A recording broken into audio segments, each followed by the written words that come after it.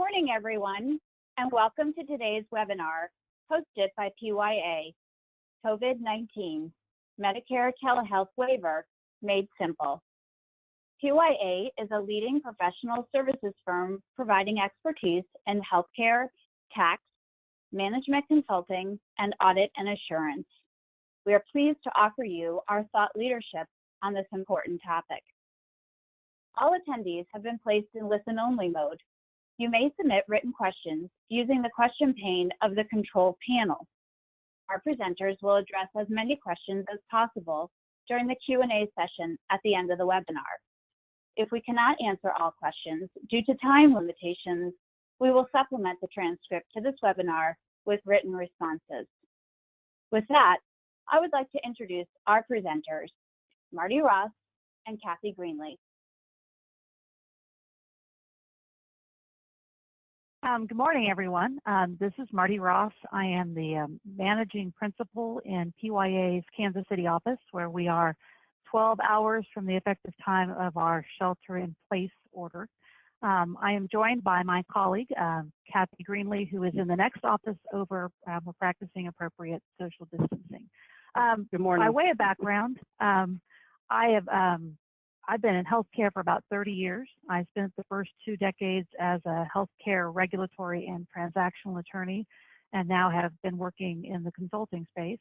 My colleague, Kathy, is the former Assistant Secretary for Aging and the Administration for Community Living at the U.S. Department of Health and Human Services, and I'm just thrilled she's able to join us today and share some of her experience and knowledge. So I'm going to start us off with sort of the how, talking about the telehealth waiver. Here's our agenda, and these time estimates are our best guess. I'm not sitting here with a stopwatch, but we'll talk about the telehealth waiver. We'll talk about virtual service reimbursement. We will touch on Medicaid and commercial payers, what they're doing. And then Kathy will address engaging seniors and how we can get them participating in telehealth services so that they're not foregoing medical care during this critical time. And our goal is to leave 10 to 15 minutes to address your questions, which you can enter on the comment bar, and we will monitor those as we move forward. So let's get started talking about new reimbursement for telehealth services. So let's talk about life. Oops, jumped ahead there. Sorry, just a second. There we go. Life before the waiver, so before March 17, when the waiver was published. Telehealth was created as a Medicare benefit back in 2001, and the relevant provision of the Social Security Act is Section 1834M. That's 1834M is a term you'll hear telehealth folks use all the time because it created restrictions on when this service could be provided and reimbursed for Medicare beneficiary. And you see here on the screen the 4 restrictions.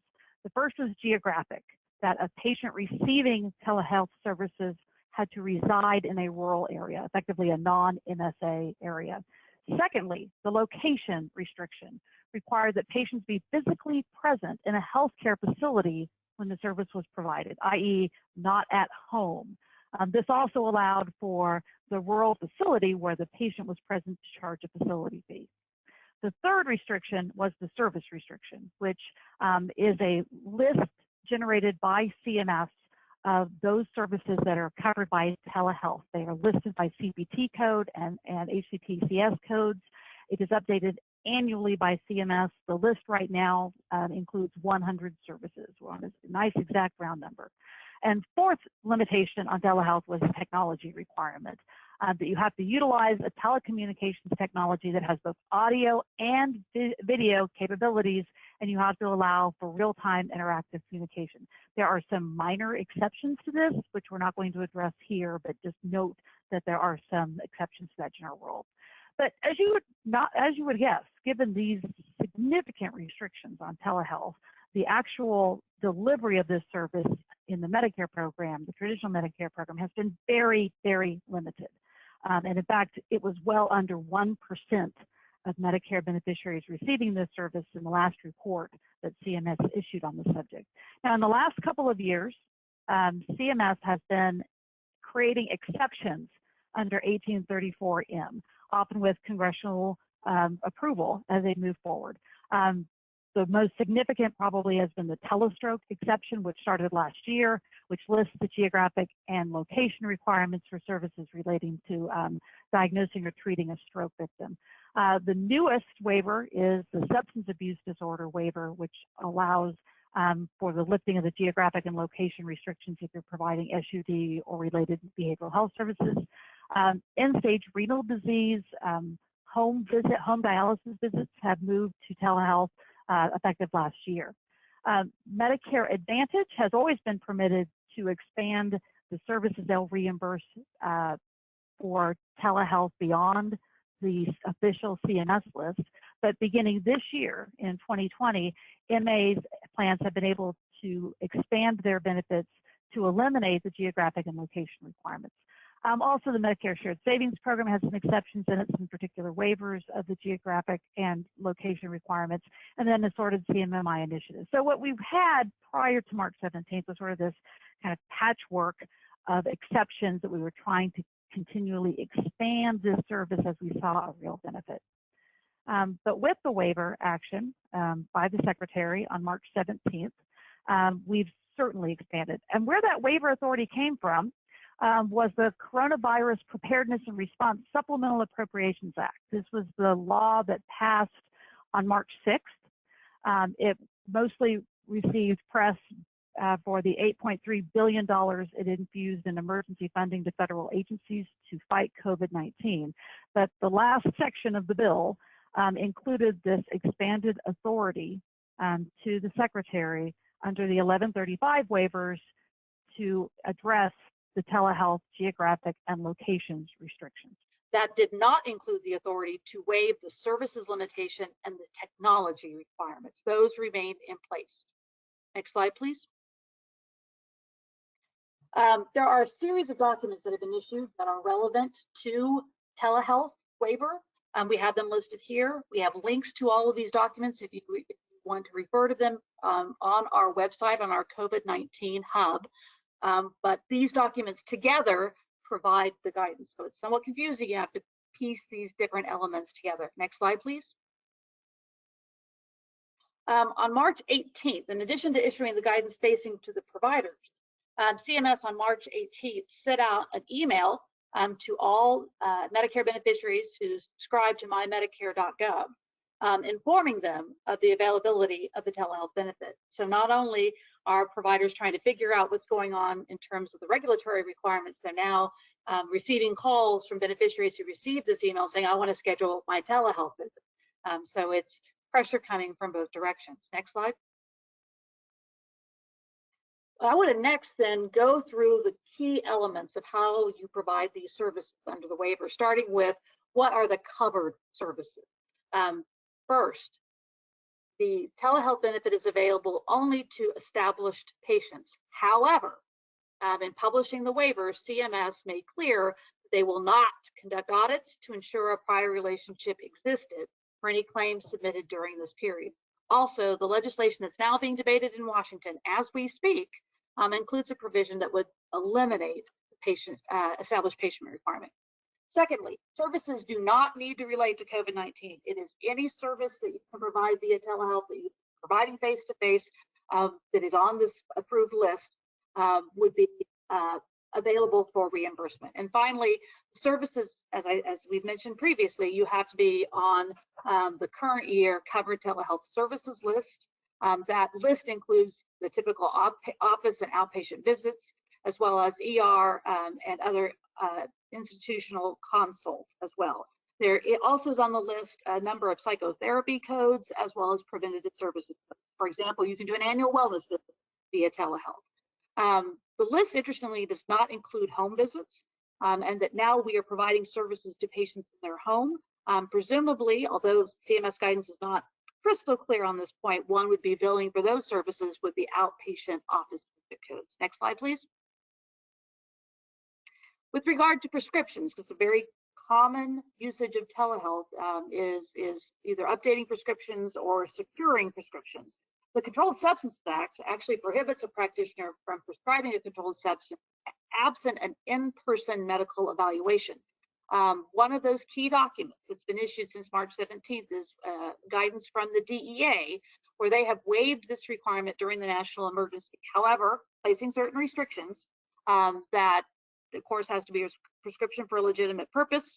There has to be communication via a telehealth audio visual communication system, and they otherwise have to act in accordance with state law. And for that, of course, is the complication we have throughout this process, is that the federal waivers are only applied to federal law. We are waiting then for governors to issue corresponding waivers that permit these different actions. So it's important in your state to ensure that you have an appropriate waiver of any state law limitations on controlled substances, such as from your state board of medicine. Next slide, please. So who can provide these services? Back up, please. Thank you. If a provider can bill on the Medicare physician fee schedule for a face-to-face service under their own MPI, they can then bill for the same service as telehealth. And here you have that list of providers. Some question with regard to whether incident to billing is permitted by telehealth. These are non-institutional settings because we'll talk about the place of service code, but CMS will need to provide clarification there on whether incident to billing is permitted. And then our rural health clinics and federally qualified health centers today cannot bill for telehealth services.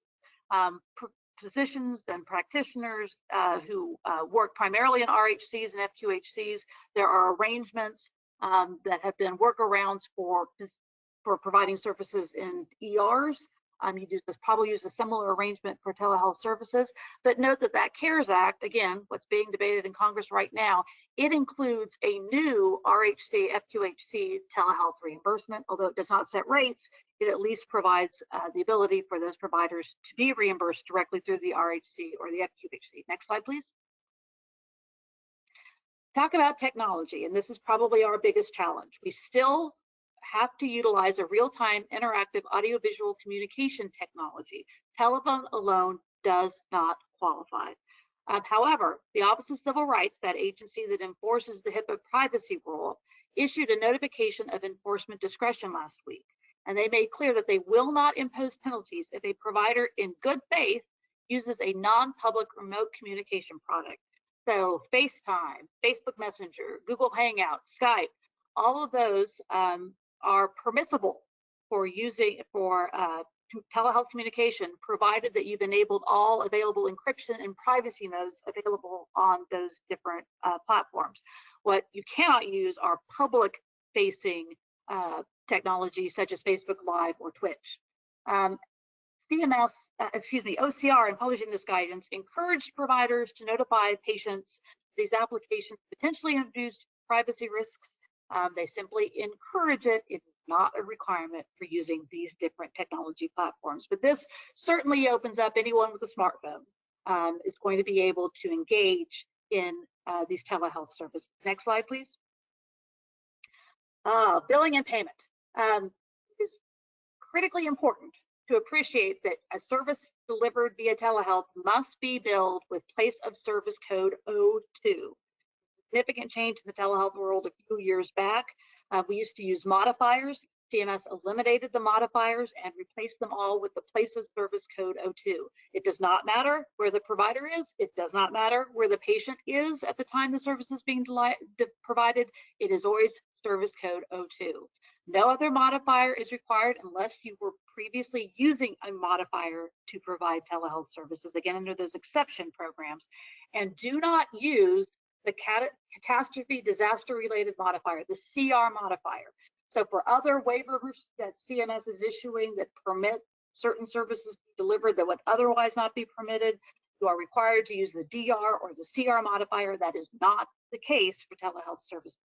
You submit the claim to the MAC serving the practitioner's location, regardless of where the beneficiary is located.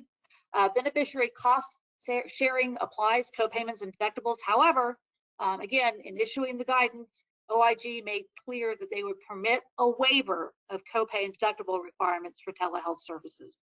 Importantly, services are going to be reimbursed at the facility rate for the corresponding face-to-face service. But if you are currently billing non-facility, the higher non-facility rate, you're only going to be paid the lower facility rate. And also appreciate that if you're billing hospital outpatient department, there's not going to be a corresponding facility fee to bill, just how CMS has set up these requirements. Finally, the issue of Medicare Advantage plan coverage. The general rule is an MA plan has to pay for anything that additional Medicare pays for, and thus with the waiver, MA plans become obligated to provide services and provide coverage in the same manner as would be available to a traditional Medicare beneficiary. How they want that billed, it will be a matter to be, each plan would most likely resolve those issues there. Next slide, please. Licensure requirements. CMS has generally required that a practitioner providing any service must be licensed in the state where the patient is receiving the services. We refer to that as the originating site. But CMS issued a blanket waiver last week, which waived the licensure requirements. And thus, under Medicare rules, it appears you do not have to be licensed in the state where the patient is when you're providing telehealth services. There's some contradictory guidance from last year on this point, but it appears the consensus is that the Medicare requirement has been waived. Next slide, please. However, again, this is that federal state issue. State laws still require licensure to treat an individual via telehealth in their state. There is the Interstate Medical Licensure Compact that 29 states have signed on to that allows streamlined application processes that you would then, if you're licensed in one state and you go through the application process, you're then going to be licensed in the other 28 states to provide Medicare telehealth services. But appreciate there are also a number of governors who are now issuing state law waivers under COVID-19. The Center for Connected Health Policy is maintaining a running list of those so you can find the links to them, but be careful because the terms of these waivers are varying significantly. In fact, here in Kansas yesterday, Governor Kelly issued the executive order waiving the licensure requirement for providing telehealth, but in that notice, they're requiring still that the physician provide written notice to the State Board of Medicine, and also it only applies to physicians. We have not waived those requirements with regard to the other providers who can deliver telehealth services. Again, it's going to vary state by state. Make sure you're aware of what those requirements are. Next slide, please. Let's then switch gears and talk about Medicare reimbursement for virtual services. So what is a virtual service? Well, CMS last year in 2018 actually, they interpreted Section 1834M as applying only to those services that are typically furnished face-to-face. It created this new category of virtual services to provide reimbursement for technology-based provider-patient relationships. So the service wouldn't even exist but for the availability of the technology. And under this new reimbursement, CMS takes the position that none of the 1834M requirements apply. And so virtual services have been available as an option for providers before the waiver even existed. But let's highlight what these opportunities are. Next slide, please. Probably the most important of these are the virtual check-ins. This is the telephone call. And really, this is the only reimbursement available today under Medicare for strictly a telephone call. CMS does not provide reimbursement under the telephone E&M codes, the CPT 99411 through 43. Other payers do, a number of Medicaid programs do, but Medicare, traditional Medicare does not provide reimbursement under those codes. Instead, this new reimbursement, which took effect January of last year, it's billed under the HCFIX codes listed here, a different code, the 71 code for FQHCs and RHCs. What this involves is a telephone call between a physician providing services for 5 to 10 minutes, but with some restrictions in terms of the fact that you couldn't have had a visit so many days before and you can't have a face-to-face visit scheduled so much time afterwards. It is low reimbursement. It's running about $13. Of course, that varies based on where you're located. And there are a lot of challenges here. It is established patient only, and there are no waivers of that CMS is afforded. So you cannot communicate with a new patient via telephone and have any reimbursement available for it. Secondly, you must somehow document the patient's consented. No, you don't need a written form signed by the patient, but there has to be documentation in the medical record that you discussed with the patient. In fact, they consented to receiving this virtual service, and there is no waiver of the copayment and deductible. Again, that broad waiver that CMS applied for telehealth services did not reach down and apply to virtual check-ins. So that creates another obstacle for the code. But again, it's your only option if it's a telephone-only communication. Next slide, please. The other options CMS has referred us to are e-visits, and this is even more challenging because this reimbursement was only introduced at the beginning of this year, and there is minimal CMS guidance. Even in publishing the Medicare Physician Fee Schedule to create this reimbursement, CMS was really narrow in its explanation of how these codes work. But this is a patient-initiated communication via a HIPAA-compliant platform. Primarily, the reference here is to the patient portal and also secure messaging. Again, you have this issue of having to document verbal consent and no waiver of the copay or deductible. These codes are measured by time. As you see here, the reimbursement goes up with more time. But again, this reimbursement is about half of what the reimbursement is for face-to-face visits or what the reimbursement would be under telehealth services. So again, a challenge here, but at least this gives us something in terms of email communication or portal communication between patients and providers. This may be the easier place to direct patients for communication if telephone is the only option. Next slide, please. CMS also in 2019 created a new benefit for internet consultations. That's sort of a misnomer of a name because these also can occur by telephone. But this reimbursement is intended to compensate for time spent between a treating physician and a specialist talking about a patient so that we can avoid the patient having to actually go to the specialist's office. So here, again, the requirement for documented patient consent applies. There are two sets of codes. Well, actually, there's one code that the treating physician bills. They spend at least 16 minutes either interacting with the specialist or preparing to interact with the specialist or sending materials to the specialist. They can bill for that time under this code. The reimbursement sets at about $36. Then there are a series of codes that the consulting physician can bill for. These range in time from as short as 5 minutes up to more than 30 minutes. The reimbursement ranges from $18 to $75, again, depending on location, amount of time spent. If you intend to utilize these, I would refer you to PPP preparatory language because there are a number of conditions on how this service can be provided. Very minimal, again, that's about our only source of CMS guidance. We do have an article on the PYA website talking about virtual services that walks through the particular requirements if you're looking to start utilizing these new codes during COVID-19. Again, there's no restrictions in terms of location on these. These have existed separate and apart from 1834M billing. Next slide. Final virtual service we want to cover here is remote patient monitoring. These also began reimbursement last year in 2019. It's a series of now 4 codes that allow a provider to deploy a technology at the patient home, which remotely monitors the patient condition and then affords reimbursement for the time spent by the practitioner reviewing that data and acting on that data. This is a unique code because, like the chronic care management codes, it permits that time spent reviewing data and acting on data to be performed by clinical staff, provided they are under general supervision, i.e. not physical presence, supervision by staff. So the RPM codes are providing a new opportunity, especially as we're monitoring patients that have conditions, patients that have been discharged from the hospital. If we can deploy the remote technology to engage in that monitoring activity, that also provides an option. And the reimbursement here is much more favorable than the other virtual service codes, and so may provide an impetus for creating a remote patient monitoring program. Next slide, please.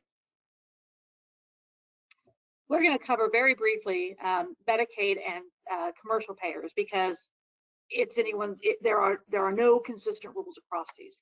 State Medicaid programs have a wide variation in their coverage for telehealth services prior to the COVID-19 emergency. In fact, only 4% of Medicaid beneficiaries have used telehealth according to the most recent data. Again, the Center for Connected Health Policy, excellent resource. They list current state laws and reimbursement policy, and you can determine there the level of coverage for different Medicaid beneficiaries within your state for telehealth services. As part of the publication of the waivers, the Trump administration encouraged states to provide telehealth coverage, noting in their guidance that no federal approval is required if the state Medicaid program elects to reimburse telehealth services on par with face-to-face services. However, advises that you would have to file a disaster state plan amendment if you intended to provide more restrictive reimbursement. Again, yesterday, I believe CMS issued a new template for states to use in issuing that disaster state plan amendment. So again, make sure you're aware of what's going on in your state. For example, Ohio, the governor on Friday issued a pretty broad waiver that permitted broader coverage for telehealth services in their Medicaid program. Next slide. On the commercial side, we look at the parity laws.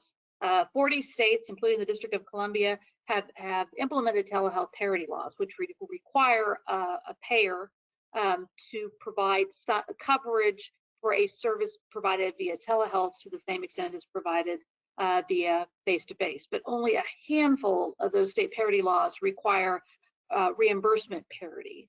And thus, there may be coverage in these states for telehealth services, but they're not going to have favorable reimbursement terms. Again, a different resource here to refer to is the American Telemedicine Association. On their website, they have the 2019 State of the States report, which goes through coverage of reimbursement on a state-by-state basis. Again, which is going to provide the foundation for commercial coverage. But really, there is no centralized repository of commercial payer telehealth coverage. It is really a matter of hunting and pecking through your top payers and figuring out what their policy is going to be. And many of these commercial plans are using third-party vendors as sort of frontline screening tools for patients, and encouraging patients to reach out to these services to screen for basic issues before they even call their own doctor. So be aware that oftentimes becomes sort of a different type of gateway into the provider community. There have been some state action. They're requiring state regulated plans to provide telehealth coverage. Massachusetts, I believe on Friday, maybe Thursday, issued an order that is requiring all state regulated plans to provide equivalent telehealth coverage similar to the federal waivers. And of course, you're seeing some plans voluntarily expanding emergency coverage as well.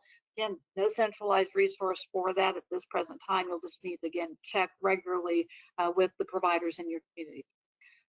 So that sort of is a very quick and dirty way through the telehealth waiver, as well as virtual services, what we're seeing out of Medicaid and commercial plans. Again, I apologize for the technical difficulties, but I'm going to turn this over now to Kathy to discuss the engagement of seniors around telehealth.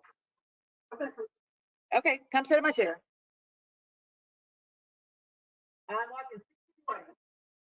Good morning, everybody. This is Kathy. Me and my hand sanitizer are going to sit here and have someone help us advance the slides. So let's start talking briefly about the Medicare beneficiary.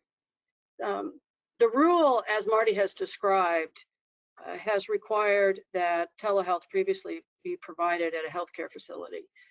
The new rule and the waiver will promote and be framed as you can now deliver these services in the beneficiary's home. This also opens a third pathway that I think people should think about, and that's individuals who live in any sort of congregate housing setting. People may need facilitation, and those congregate care providers can be great allies. And I've got three examples. Someone living in a continuous care retirement community where there's assisted living, independent, and skilled, could set up a room where the people in independent and the assisted living could come to the main building and have someone help facilitate a technology call, either at telemedicine. Probably wouldn't need that for the virtual check-in with your phone. Because the rural piece of the rule has been waived, and we can now provide telehealth services to people living in urban settings, you should also think about high-rises, senior high-rises. I'm convinced, just from other work, that the doormen in New York City know everything that's happening in their buildings, and many of those buildings just naturally have older people who kind of aged in place. So think housing more than healthcare setting as you start to think about options.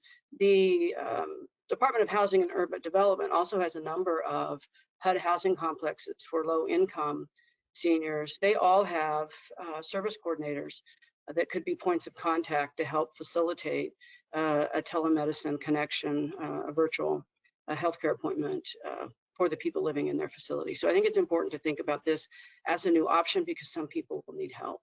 Next slide. The people on the other end of this connection are very heterogeneous, so I just want to call out a few things to keep in mind. 16% of the Medicare population is less than 65. That totals about 8 million people. So we tend to think of Medicare as only older people. This is a Medicare benefit, not an old people benefit. So any patients who are on Medicare at a younger age will also have the opportunity to receive services through telehealth. And those will generally be younger people. They may or may not have more expertise or familiarity with using technology for virtual communication, but they certainly are a different kind of population. And then to keep in mind that 10% of people on Medicare are very old, older than 85. More than half the people over 75 have hearing loss, and only about a third of the people with hearing loss use hearing aids. So just being able to hear by using virtual communication will really be kind of an essential part of making that communication effective. And don't assume that everybody will just easily be able to switch when they are used to seeing a doctor face-to-face to help with communication. And then, of course, the prevalence of cognitive impairment, not just people with Alzheimer's disease, but people who are just aging with an old brain, who have natural cognitive decline. Some of those people live at home, and some of them live alone. And certainly anyone with an executive function impairment, any sort of cognitive impairment, will likely need some facilitation to take advantage of a telehealth visit. Next slide, please. So I would just encourage people to ask and not make assumptions about the ability of a Medicare patient to use technology. I mean, it would be a sweeping generalization to assume they can't. Many people will be able to, but do not forget family caregivers. They are essential supports for older people. An older person who's used to bringing a family caregiver or some sort of supporter with them to a physical appointment will also need to rely on that person for a telehealth appointment. But because of the use of this telehealth technology, there's actually an opportunity here to include in the telehealth visit family members and caregivers who are physically far enough away that they don't usually come to a doctor's appointment. But you certainly could connect, the daughter or son or whoever, multiple states away through a telehealth call, and in that way facilitate it. The telephone check-ins could also work and may be sort of the gateway in to do a virtual check-in, talk to the older person, but be sure and include family, that they're essential even in telephone calls, not just the virtual visits. Next slide. Ultimately, this is going to be about older people being comfortable. So I looked for some recent studies in preparation for the webinar. In 2009 in Michigan, they confirmed that older people really are more comfortable visiting a doctor's office. I don't think that's surprising. However, nearly half the people that they surveyed were willing to try. So older people are likely kind of willing to kind of work it out with you. But nearly 10 years ago now, in 2011, there was another survey about older adults' perceptions, and there were key factors that would make them comfortable. And I think the most important one is the first one, which is perceived usefulness. Providers will have to do a lot of talking about why. And then the second one, how hard is it going to be? What is the effort that you're expecting patients to make in order to connect from their end? Why and how hard will be essential. Influence of peers, this particular study says this is peers their own age, not their children. But if everybody else in assisted living is doing this, this will create some peer pressure among older people that is something they can do. That the confidential communication still exists through telehealth, and people will just have different degrees of anxiety about using computers. And the physician's opinion also goes a long way. My last slide then. I think that just from my experience working with older people, that mobile phone apps are likely to be the easiest for older people to use, may be the one that offers the most promise. Facilitated communication may need to rely on personal computers and laptops. I do a lot of work on elder abuse, elder financial exploitation. We're spending a lot of time telling people, don't answer the phone if you don't know who's calling. So make sure that you're not in a situation where you're trying to call, explain this to someone on Medicare, and they won't answer because they don't know it's you. And then my favorite anecdote, and I've got one to add to this, I was talking to a colleague of mine who provides in-home services in Los Angeles, and she said they're finding there are a lot of older people who don't have thermometers in their house. Marty, in preparation for the webinar, sent me some information about older people who don't have telephones. So I think if we're going to use this sort of telehealth technology to reach people, and if we think they're going to do any sort of self-monitoring, we have to ask very specific questions about what they have at home to help give basic vital information to providers. So I'm going to switch back to Marty. I know we're going to do Q&A. I'll stick around in case there's anything I can help with. Thank you all for participating.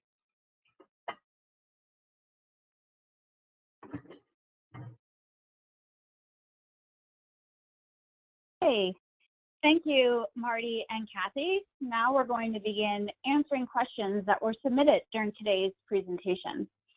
As a reminder, you can still submit questions through the question pane in your attendee controls panel. Our first question is, can providers perform telehealth services from their home, car, or other locations since we have closed our clinics? Or do they need to perform these services in a current CMS 855 registered location of our organization? Great question, and CMS is advised on this matter prior to the issuance of the waiver. They will permit the clinician to work from a location other than the official 855 filed location. That would permit one to work from home, from one's car, if one is hiding from one's teenagers that are at home, not speaking from experience there at all, or other locations. So yes, that is permissible. Thank you. We have another question. Regarding commercial and Medicaid patients who require provider payer credentialing by service location for providers who can care for patients in a service location not previously payer credentialed, will there be a modifier that can be used to show that this was due to critical need due to the COVID outbreak? And Laura, was that specific to Medicaid and commercial?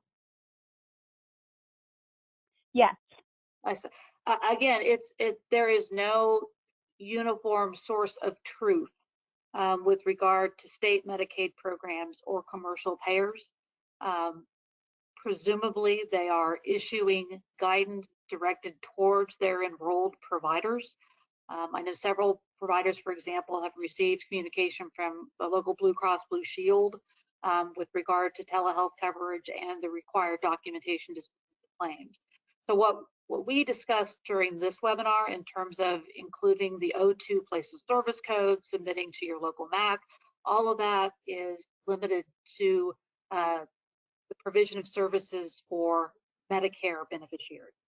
And you can expect potentially even different rules from the Medicare Advantage plans, as they are required to provide the coverage, but they may have different billing rules for applying for these services.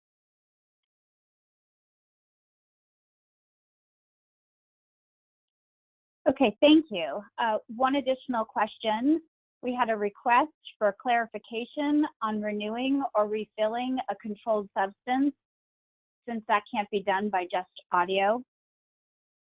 Correct. The DEA guidance that was issued, and again, links for those documents are available on the PYA website at our COVID hub, requires that it be an interactive audio-visual platform to take the place of the required face-to-face evaluation prior to the initial prescription for controlled substances. DEA notes in that guidance that one can renew those prescriptions without required face-to-face visits. The Controlled Substance Act's restrictions to which they're making reference are only the initial prescribing of controlled. Okay, thank you. We have one question looking for remote patient monitoring. Reference was made practice expense only. Does this mean the practice must provide the equipment for monitoring, such as a glucose meter? Oh, great question. Great question. There's Pre-COVID-19, there was really a developing industry around the delivery of remote patient monitoring, with third parties contracting with Medicare providers to deliver the equipment and to provide the data monitoring and deliver reports back to the practice, and allowing the practice to bill under that 99453 and 99454 codes, because those are practice expense only codes, and there's no requirement for physician engagement in delivery of those services. And so those arrangements have been taking hold. It is then the 57 and 58 codes, which are the actual, taking that data, analyzing that data, acting on that data, engaging with the patient. Those are the codes that require engagement of clinical staff under general supervision by a physician. Some more challenging to outsource that. We do have some experience in the chronic care management space with outsourced providers delivering those services. Similar arrangements could be applied under the remote patient monitoring codes now that the general supervision requirement was put in place at the beginning of this year. Before this year, the RPM management codes required direct supervision of clinical staff, but effective January 1, CMS reduced that to general supervision. Okay, and one last question. Face-to-face usually includes routine vital signs. With telehealth, there won't be an opportunity to include the vitals with the patient assessment. How would this weigh in if the physician does not have the concrete information in front of him or her to provide services to the patient? Again, that is the inherent limitation of telehealth, that the laying on hands component of the practice of medicine is obviously interrupted. To the extent, go back to Kathy's example, to the extent the patient has a thermometer at home or a blood pressure cuff, and can provide that information to the physician during the visit, that certainly is helpful. But it is within the physician's or the advanced practice provider's discretion. They're actually their clinical decision making to determine what they can and can't do with the available data. That will raise issues of whether you meet the elements for a particular service, and you'll have to be careful in evaluating the appropriate code to assign to the service delivered. But definitely that is an inherent limitation of these. It is a substitute at best to face-to-face care, but is an extension of the availability of those services in a crisis situation. Okay, thank you. Right now, I'd like to thank our presenters, Marty Ross and Kathy Greenlee. If you've submitted questions that we did not answer, our speakers will reach out to you directly. If you have additional questions, their presentation and contact information will be emailed to you, along with a recording of today's webinar. Also, if PYA can provide assistance, please call or email us. You may also visit our website at pyapc.com for more details about our specific areas of expertise, or to subscribe to receive PYA insights. Please remember to stay on the line once the webinar disconnects to complete a short survey. On behalf of PYA, thank you for joining us and have a great rest of your day.